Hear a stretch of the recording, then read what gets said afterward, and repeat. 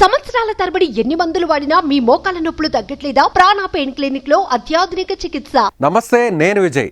కక్షకు రాగద్వేషాలకు చోటు ఉండదు, కానీ తప్పు చేసిన వాళ్ళని మాత్రం వదలం. ఎందుకంటే తప్పు చేసిన వాళ్ళని వదిలేస్తే ఆ తప్పు మళ్ళీ చేస్తారు. ప్రజలకు సమాజానికి నష్టం జరగకుండా చూడాల్సిన బాధ్యత పాలనలో భాగమే అన్నారు ముఖ్యమంత్రి చంద్రబాబు నాయుడు. ఏపీలో గత ప్రభుత్వ పాలనలో అవినీతి రాజ్యమేలిందని ఎన్నో విమర్శలు వెల్లువెత్తాయి. ఎన్నికల సమయంలో పోలింగ్ బూత్లోకి దౌర్జన్యంగా వెళ్లి ఈవీఎం ధ్వంసం చేసిన వైసీపీ నేత గురించి బాగా చర్చ జరిగింది. వెబ్ క్యామ్లో రికార్డైన ఈ దృశ్యాలు మీడియాలో బాగా వైరల్ అయ్యాయి. దీంతో ఎక్కువ శాతం ప్రజల్లో వ్యతిరేకత కూడా వచ్చింది. ఈసీ కూడా సదరు నేత అరెస్టుకు ఆదేశాలు జారీ చేశారు. అయితే పిన్నెల్లి కోర్టును ఆశ్రయించడంతో బెయిల్ లభించింది. జూన్ 26తో బెయిల్ గడువు ముగియడంతో బుధవారం మధ్యాహ్నం పిన్నెల్లిని పోలీసులు అదుపులోకి తీసుకున్నారు. తాజాగా నెల్లూరు జైలుకు తరలించారు.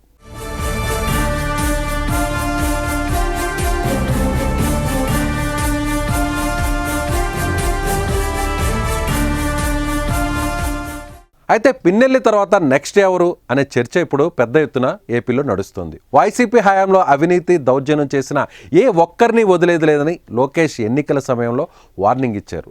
తప్పు చేసిన ప్రతి ఒక్కరి పేరును రెడ్ బుక్లో రాసుకున్నానని కూడా పదే చెప్పారు లోకేష్.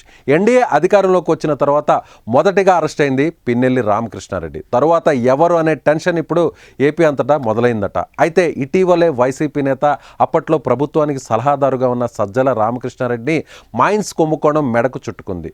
నెల్లూరులో క్వార్జ్ మైన్స్ ద్వారా కోట్ల రూపాయలు దోచుకున్నారనే ఆరోపణలు బయటకు వచ్చాయి. నెల్లూరు జిల్లాకు చెందిన బద్రీనాథ్ అనే గనుల యజమాని సజ్జలపై కంప్లైంట్ ఇచ్చారు. తన స్థలంలో అక్రమంగా మైన్స్ తవ్వుకున్నారని చెప్పుకొచ్చారు. వైసీపీ హయాంలో తమ గోడు ఎవరూ వినిపించుకోలేదని, చంద్రబాబు పాలనలో తమకు న్యాయం దక్కుతుందనే నమ్మకం ఉందన్నారు.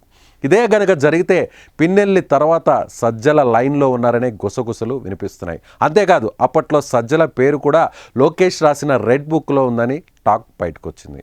అదేవిధంగా వైసీపీ హయాంలో ఆడుదాం ఆంధ్ర పేరుతో పలు కార్యక్రమాలను చేపట్టారు. అందులో 100 కోట్ల మేర కుంభకోణం జరిగిందనే జాతీయ కబడ్డీ మాజీ క్రీడాకారుడు ఆటియా బాటియా అసోసియేషన్ రాష్ట్ర సీఈఓ రంభాప్రసాద్ ఆరోపించారు.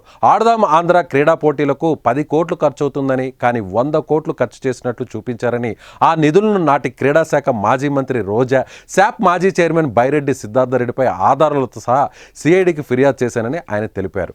వాటిపై కూడా దర్యాప్తు జరుగుతున్నట్లు సమాచారం. ఇవన్నీ నిజమని తేలితే అందుకు సంబంధించిన నేతలపై చట్టపరంగా చర్యలు తీసుకోవడం ఖాయంగా తెలుస్తోంది. డిజిటల్ కార్పొరేషన్తో పాటు భారీగా నిధులు గోల్మాల్ అయినట్టు తాజాగా మరికొన్ని ఆరోపణలు కూడా వినిపిస్తున్నాయి.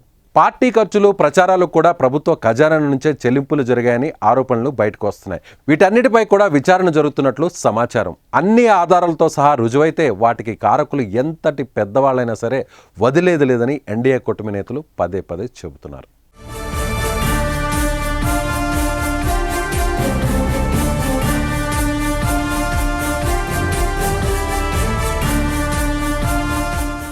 సుమన్ టీవీలో మీ పర్సనల్ అండ్ బిజినెస్ ప్రమోషన్స్ కోసం కింది నెంబర్కి కాంటాక్ట్ చేయండి.